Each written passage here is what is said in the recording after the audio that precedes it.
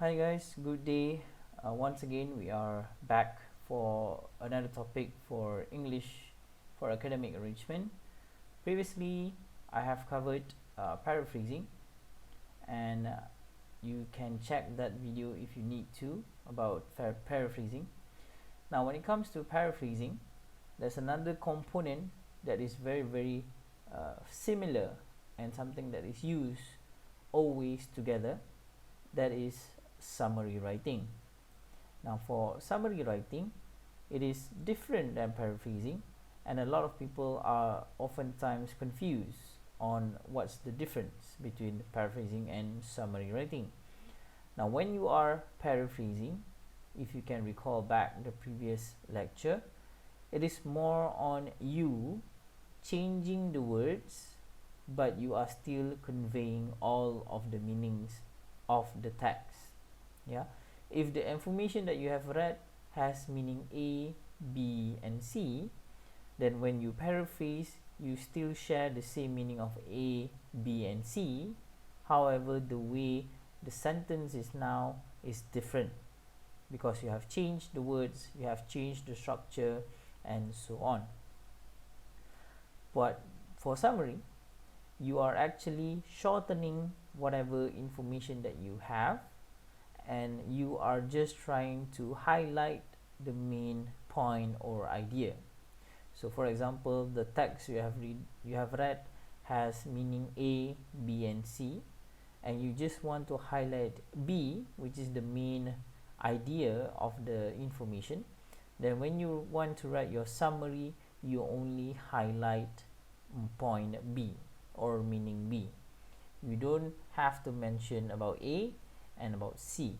Yeah, so summary is something you have read before and you have seen before, things like movie summaries or movie synopsis or book synopsis. Whatever information that was shortened and given to you, those things are summary writing. Even sometimes, to some extent, some news articles or news in the TV, they also provide some summaries of issues or stories that they want to cover. So the main difference between paraphrasing and summary is that summary, you are just highlighting the main points and you take out any unnecessary ones. Paraphrasing, you include everything, but you change the way you write the sentence or the information. So summary means sum or total. Okay, that's the original meaning of the word summary. The modern English meaning is a brief statement of main points, not including needless details. Okay, usually done in one's own word based from their understanding. So summary is something we, as people who are currently teaching and you currently learning, will use a lot.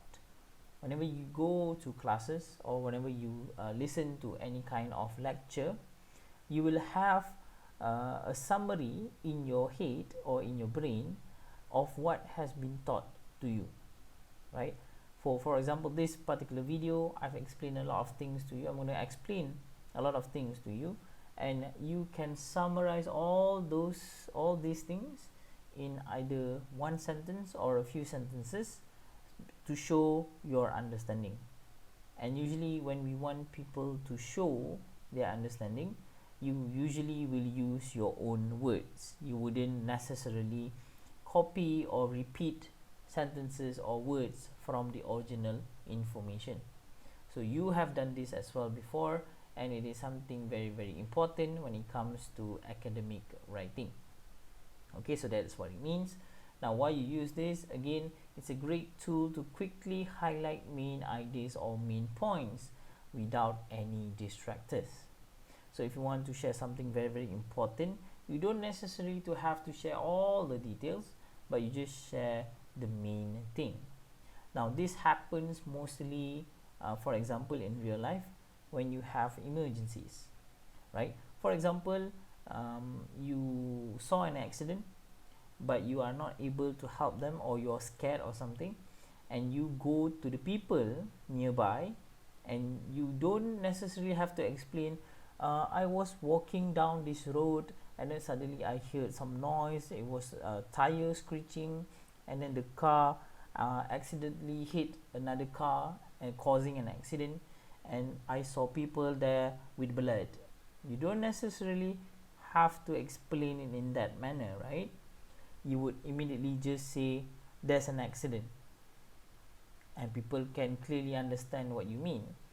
That is what a real life example of what summary would be. You just give or highlight the main idea or the main point without any distractors. Summary can be seen almost everywhere in order to give the main understanding of something that is lengthier. Now, I don't want to babble too long for what and why is summary writing. Yeah, I'm sure all of you are very familiar with it. I'm just going to go into how you can do a proper and a very good type of summary writing. So we have 3 steps to consider. The first one is understanding the content first, meaning you understand what information you have first. So before you can even consider writing a summary, you must first understand the content of what you are reading or watching or listening.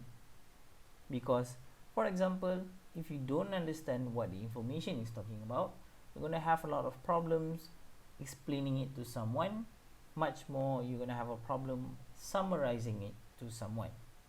So understanding not only the direct message, but the what, the why, the where, the when, the how, the implications, and so on.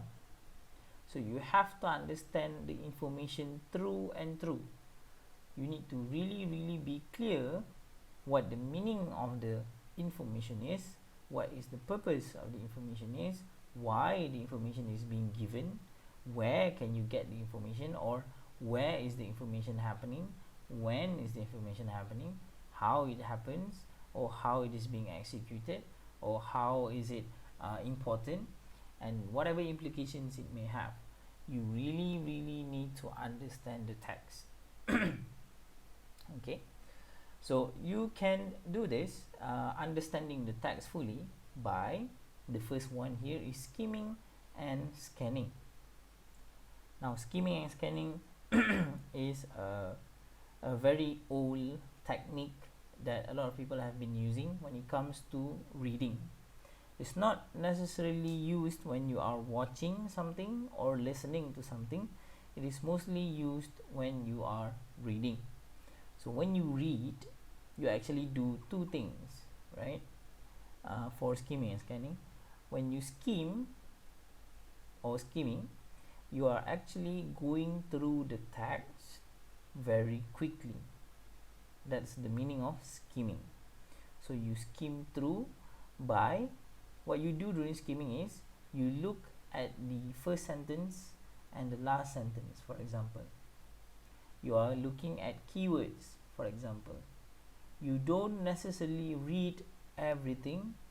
You just try to go through the text. At the same time, you are catching keywords from whatever you are reading. So skimming here is a skill. Not all of you or not everybody can do skimming, right? It is a skill that you need to practice. Then only you can really understand and master the skill of skimming. So generally, skimming is your ability to read very quickly by going through the words and identifying keywords and key sentences that can give you an understanding of the information.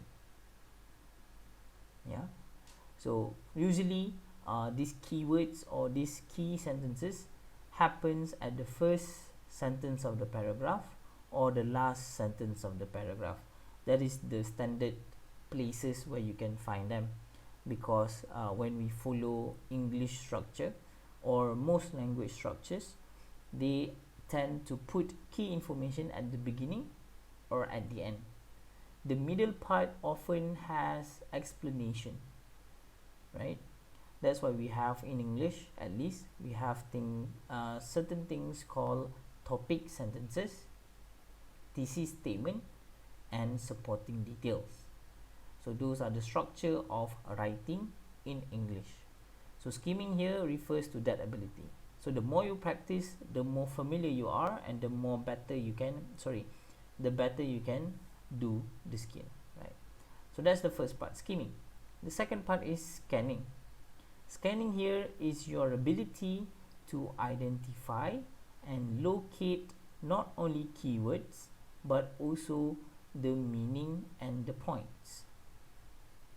Okay, what I mean by not only keywords, meaning and points is for example, you can have a certain keyword in the paragraph, right? For example, this particular short paragraph, the keyword would be is to understand the content, because that's the title of this text. So this is the keyword, right? So you are supposed to find the keyword during skimming, because this gives you an overall understanding of the whole thing without reading the whole thing. When you are scanning, you are looking for more meaning. What do you mean by understanding the content, right? So once you have done skimming, you should know what are the keywords available, and from those keywords you can identify the meaning and the more detailed parts of the text or information. So from here, when you scan, the meaning and the point of this particular text is about understanding the what, why, where, when, how, and the implications, and so on. So if you were to just skim, you will just have this understanding.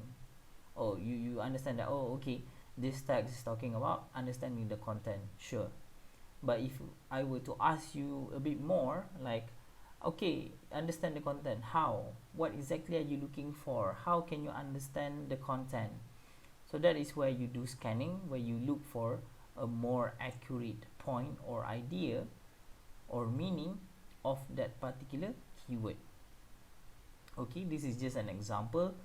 So that's why there are two skills, and they have two different names and two different functions, skimming and scanning. Whenever you read something online, for example, excuse me, you often do this. You often do skimming, at least, where you just go through the text and the words to look for any keyword that might interest you. If you are browsing Instagram or Twitter, for example, as you scroll along, when you skim, you see keywords that is not interesting to you, you will just move past it. But if you see something interesting, for example, like learn how to make money while still at home, right? It can be very interesting to a lot of people. So just from those keywords, you decided to read more. So you are skimming for info for keywords. Once you have gotten the keyword, you need to look for the deeper meaning and point or idea. So that's where you scan.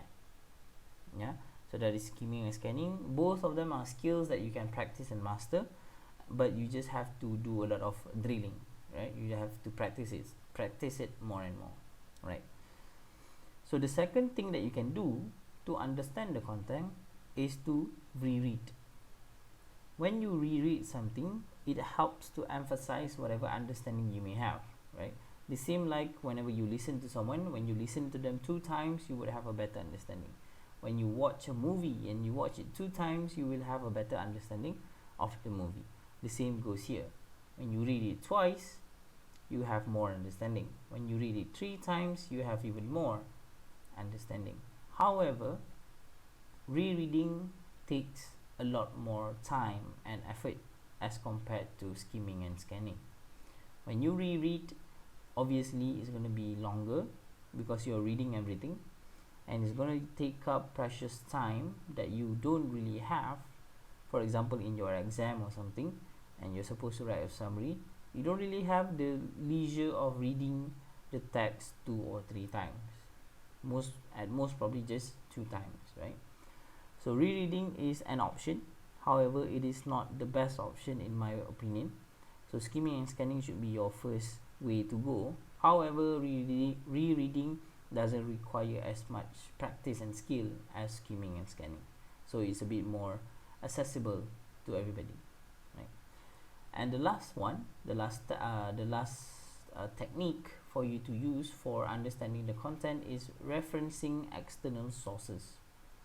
Now this is not really applicable if you are having an exam or something very academic. It is more applicable if you are doing it in your own free time. For example, you're reading a news about something and you don't really understand the content, so you go online, you search more info about the topic of the news in order to get more understanding. Like right now we have the pandemic of COVID-19. Maybe you don't really sure what it is. You know it's a virus of some kind, right, from what you can hear from the news, but you want to know more, you want to understand more about the content about COVID-19. So you go online, you find articles, you watch more news and all these things. You are referencing external sources in order for you to have a better understanding. And this is also something that is oftenly done, but not often enough for most people. So we end up just having a very limited understanding of whatever the content is. Okay, so these are the 3 things you can do to understand the content of whatever you are reading or watching or listening before you start your summary. So after you have understood the content, now you should break it down. This is the process where you should be writing down or at least taking mental notes, right? After understanding the content, you have to identify what are the main ideas or main points. Sometimes you understand what is being conveyed, but you can't identify what are the key points. Oftentimes they are obvious enough, but sometimes they are not. You can identify them by asking yourself the 5 WH questions like before in the previous step, yeah? The what, the why, the where, the when, and the how. There are a lot more questions you can ask, but these are the basic ones. So identifying main points here is more of you trying to re-explain, or you're trying to re-explain it to yourself to show that you are actually understanding the content, right? When you do this, you are able to point out what are the main key information you have in the information. That is why it is very important for you to ask yourself the 5 WH questions. Whenever you read a text, for example, you're reading a text about the economic crisis, right, for example. Now when you read, you have gone through the first part, you have understood the content, you have done skimming and scanning, right? But in order for you to recollect, in order for you to put everything together in a very nice order, in a very good sequence, so that whenever you want to reflect back, you have a good grasp of it, is by breaking it down to the main points. So you have read something about economic crisis. So when you want to break it down, you ask the 5 WH questions. First, what is the text about? It's about the economic crisis. Okay, but what is it really about? So then you can break it down even more. It's about the economic crisis that is happening right now because of something, right? So that is you breaking down the main points. Okay, fine. Why is it happening? Why is the economic crisis happening? Then you explain to yourself, or you write it down, or you take a mental note. It's happening because of blah blah blah blah blah, whatever it is, right? Where is it happening? In this case, it's an economic crisis. It can be happening globally, or it can be happening in our own nation, for example. It should be there in the information that you have read or watched or listened. So then again, you just take note of it, and you just put there, maybe it's happening globally, it's everywhere, even strong countries like the Western countries, for example. When is it happening, right? So this should be, in terms of economic crisis, you should be able to put it down as well. It happened since 3 months ago and is currently still ongoing, yeah? Or maybe you want to break down a bit more detail. It happened 3 months ago, but it only happened in Southeast Asia. After 2 months, the economic crisis got worse, and it is now affecting the Western countries. So you can break it down depending on the information that you have. And lastly is, how did the economic crisis happen? Okay, so you just explain accordingly to what it's asking. Now some of you might get confused. How do I know what is the question, right? For example, economic crisis, it can be, what is the economic crisis about? It can be about what are the countries doing about economic crisis. It can be about what are the people opinions on the economic crisis. It can be multiple types of questions. But that is why this is the second step and this is the first step. If you were to have understand the content, you should know what kind of questions you are asking here. Right? This is meant to deepen your understanding by bringing out the main points. You should be understanding the content from here already.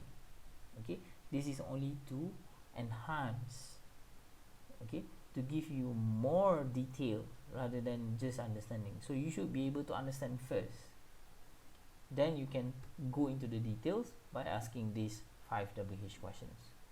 And why you need to do this, again, for summary writing, this is helpful for you to pick out what to write. I don't have to remind you, but I guess I will. Summary writing, you have to write in a very few amount of words. Okay, the standard would be less than 120 words for the summary, which is very short. So this particular step helps in identifying where and what you should focus on in your summary. Alright, so the last step, step number 3, is to explain back using your own words. So the first step is to understand. You need to understand the whole thing, true and true.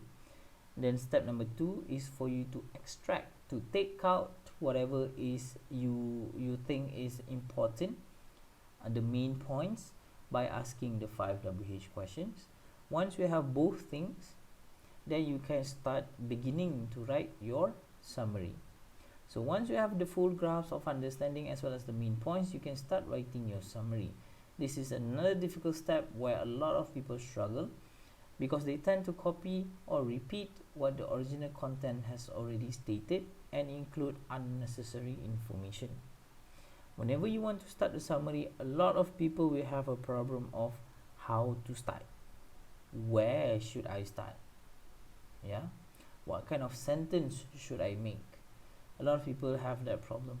It's understandable, but with practice it should be a bit clearer later on. So when you want to write a summary, you should ignore any unnecessary words or unnecessary sentences. You should go straight to the point, right?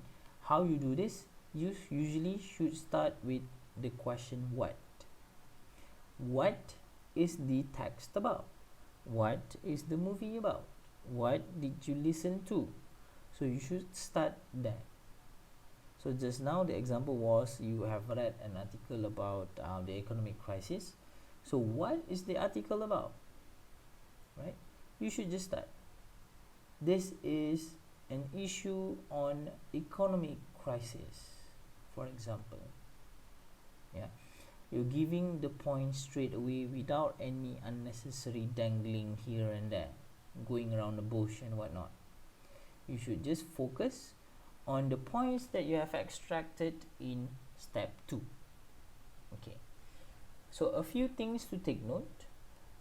One sentence for one main point. This is regarded as something, at least the basic things that you can do is to keep one point in one sentence. So the points would be the 5 WH questions. You might have 5 points, you might have 2, or you might have 3. It depends on your text or information. But whatever amount of point you have, try to keep it at least in one sentence per point. So just now you want to start your summary, right? You are asking the question of what. What is the text about? The text is about economic crisis. So you put that in one sentence to highlight that main point. the text or the article or whatever it is about economic crisis. Full stop. Then settle. For one main point, you have done that. Good, right? And then if you need to, remember, if you need to, then you can add one more sentence for supporting details. Meaning, if for example, we change the topic, instead of economic crisis, we're going to talk about what's the scientific term of something. For example, you want to talk about endometriosis. Even the word, I'm sure some of you don't even know what is endometriosis, right? So for example, you want to write a summary and you want to talk, the article is talking about endometriosis, so your beginning sentence would be, the article is talking about endometriosis, correct? But the term endometriosis may not be something that most people can understand, so that's where you apply one sentence for supporting details, right? But it depends whether or not they explain first in the text that you have read. If they explain what is endometriosis in the text, then you can add that information as your supporting detail. Okay, because the point here is again to highlight main points and to keep your reader it should help your reader to understand what you are trying to summarize. Okay, it really depends on the article or content that you are dealing with. Okay, so the first main thing is one sentence for one main point, and then if you need to, one sentence for supporting details. Okay, now remember, another thing is sentences can be long enough to convey the message in a complete sentence. When I say one sentence for one main point, doesn't mean the sentence has to be 3 or 4 or 5 words. It should be long enough for you to deliver what you're trying to say for that point or for that sentence. It should not be hanging, right? So for example, if the article is about economic crisis in Malaysia in 1990, then you should give, it's a long sentence there, there's a lot of words there, you should just put everything, because everything is important in the point. Okay, it highlights the understanding of it, so you need to write the whole thing. So don't worry too much about how long the sentence is, just worry about how many sentences you are using. Okay, so all of this, you have read the text, you have understood, right? And then you want to extract out all the main points by asking the 5 WH questions, and then you want to start writing here. So another thing that you can do to make your summary very short and concise is to use paraphrasing techniques. Okay, because the text you have read is long, and when you want to extract the information, most people just copy and paste. But when you're doing summary, that is not something you can do. Summary is everything in summary is your own words. Okay, there's no summary that can use copy and pasting. So paraphrasing technique helps in that long paragraph or that long sentence, you can paraphrase and make it short in your summary writing, that still convey the point that you need to convey lah, obviously. So paraphrasing works in summary writing as well, with the function of changing the words to shorten them and still deliver the main points. Okay, so with these 3 steps, step 1, understanding the content, step 2, extracting the information and identifying the main points, and step 3, explaining it back again with your own words, is how you should write your summary. If you pay heed to these 3 steps, it should help you in writing, at the very least, acceptable summaries for this subject. This is not applied yet in your subject, because your assignment, you did not have to do summary writing. It's more of an you did somewhat. That's why I told you guys to summarize the articles you have read, because it helps in doing your poster, but it's not really direct. Yeah, I believe we will apply this later on. We'll see how. Yeah, but generally this is what you do for summary writing. I'm sure you have done summaries before. Maybe you do it in your own way. If it works for you, then good. If you have problems doing summaries before, then you can try the 3 steps here that I have explained. Maybe it can help you in writing a better summary. Maybe before this you don't really know how to look for points, you just write whatever you think is good.